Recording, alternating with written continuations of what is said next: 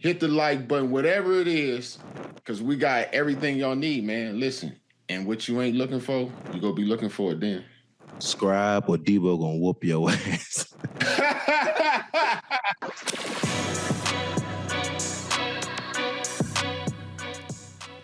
And look here, man. Yeah. Go ahead and cut this down a little bit, baby. We go jump on in over here. Man. Cut this down, man, because right now we have our guests. They have finally arrived. Yes, sir. Yes, sir. Ladies and gentlemen, please welcome Haddy and Unk. We have two of the driving forces behind Diamond Gym and the extreme workouts that have led to a lot of viral content that you guys have been seeing over the past 3 years or so. Yes, sir. Often considered the most dangerous gym in America. They have athletes, celebrities, influencers, entertainers, regular people, you know, that just come to Diamond Gym and to try and prove themselves, to do what they do and see what they can do. But we'll get a little deeper into that as we go through the interview. But what these two men right here, they shape men, and it's through fire, you know. I think when I first met them, here's the crazy thing, Joe. Look here. So yes. My sons was like, before this even got started, like before this ever even happened. Shout out to NFL Network, Ian, Rob, and Al Digital in NFL Digital. They ended up putting all this together, but at the league office. But my kids sent me a thing, and they like, Dad, Haddy and Unk want you to go to Diamond Gym. They said you was one of the people they want you to get there. And I ain't gonna even lie, at the time, I didn't even know who it was. So I'm like, what are you talking about? They like, here, look, they showing me it, right? And I'm, bruh, look at me in my eyes, Joe. I looked at that shit and I said, hey, Dad ain't built like that no more. I don't even got that desire. I said, son, I said, them boys over there doing 50,000 reps, bro. I said, you trying to get Daddy killed? What you trying to do, right? So, long story short, it comes together, and they're trying to get to me. The NFL's trying to get there. I'm trying to get to them, and we ended up getting together. Yes. And I'm like, you know what? To hell with it. I'm gonna do it. So they ended up wanting to put us at some little gym somewhere, whatever it was. I'm like, no, let me talk to the Steelers. So I made a call. So we got down there. Yes. We got to the Steelers facility, Joe. Now listen, this is the day before the draft, right? Joe, I done did my little warm up. You know, I do my 45 minutes, do all my stretching and stuff. You know, they come in, I'm soaking wet, whatever. Yes. We start doing the thing. Hey, this nigga Unk will tell me, hey, first set 200, huh? 200. 200. Yeah. I say what? I made like it wasn't nothing though. You know. Yeah, early. What's that all about, Junk, man? Bring these boys on here, man. Welcome to the show, Unk and Haddy. Let's go. What's good? What up, fam? Hey, I see you back there, boy, sitting off in the corner. Nah, we here. Oh, James, I really like the introduction. I was very fond of that introduction. Yeah, appreciate it. Yeah, I try and do what I can. Hey, James, he's scared to ask you about your acupuncture picture. Uh-huh.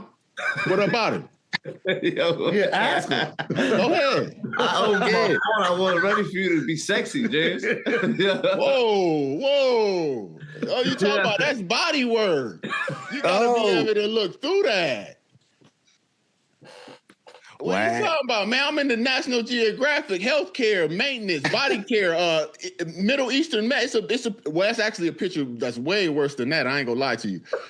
It's the whole, in the National Geographic, it's the whole spread. Like, I ain't gonna lie, they made that thing to where they ain't covering nothing. It's a full back shot. They ain't covering nothing but the crack, bro. I ain't gonna lie to you about that. Like, that one, yeah. I ain't even know. They was up over top of the camera. It was like this. Oh no! See, I'm not hip. Yeah, bro. Yeah. It was wild. It was wild. I ain't gonna lie. But I'm just showing the people the body work, the processes that you go through to get where you need to be. You know what I'm saying? To improve. Yeah, but sharing is caring. But to answer your question about the 200 reps, we like to do things that not only exhaust the body but exhaust the mind. So we try to make everything a challenge. And then on top of that, it's like we don't want to jump into heavy weight because people will get hurt. So our way of preventative care, as they would say, is if we're going to do chest that day, we probably do 2,000 reps of just tricep extension. Mm-hmm. And then we go into our chest press. We might do 500 warm-up sets, then we'll go heavy. So that way we can just prevent injury, get the muscles flaring up, hit them fast twitch muscle fibers. And then it's also a challenge because if I do 200, Haddy got to do 200, the next kid got to do 200. And then after every set, we do 35 push-ups just to keep it. So it's like for us, it's the harder the workout is, the more satisfied we become because it's letting us know that the body is limitless, so to speak, and that your mind and your body are kind of in sync. So when the kids come in and they see it on social media, they think it's a game, so they fucked up. Excuse me, so they messed up. No, you good. You good. No. Like then they throwing up, and then we're gonna do the workout with you. So yes, yeah. And that's another thing. They say, well, Unk, you don't do this because we have certain rules. If I don't break the rules, I don't pay the toll. But if you break the rules, you close your eyes during the set, you're going to do push-ups. You drink water during the set, you're going to do push-ups. You don't pay attention with the exercises, what we're doing, you're going to do push-ups. And now it's to the point that Haddy didn't understand it at first, and now he's the ultimate rule enforcer. Nah, because I had to pay the price, James. I had to pay the price, bro. I was getting beat on for like actually beat up for 3 years over the little. I closed my eyes, 50 push-ups. My shorts was an inch too short, 100 burpees. It was punishment. So now everybody got to pay the same price I did. That's all. Yeah, I mean, I think when you look at it, it's a physiological and a psychological aspect to this kind of training or environment, because you're going to meet people that are like you, and not only that, they're going to be people that are going through the same sort of difficulties that you're going through, and now you sit down there with them and you work out with them and you go through the same training, and at some point the pain comes, dude. All right. And that's something I'm going to tell you right now, Joe. At some point, the pain comes in. Everybody's going to feel that pain. It's just going to be at a different level. Since they've been doing it long enough, their threshold for the pain is going to be higher than what mine was. Okay. And when it comes down to it, man, and you're going through that, like, it gives you that knowledge that, all right, I already had it, that I could go through hard things. I know I can make it through, and I knew that it wasn't something that would kill me, but I hadn't went through what they did, dude. The massive number of reps, dude. At some point in time, your body is like, I'm done. Yeah. And my body told me it was like, I'm done. And that's when I had to go into the, pushing past failure. It was like, I can't be done. I'm fucking 5 minutes into this workout, bro.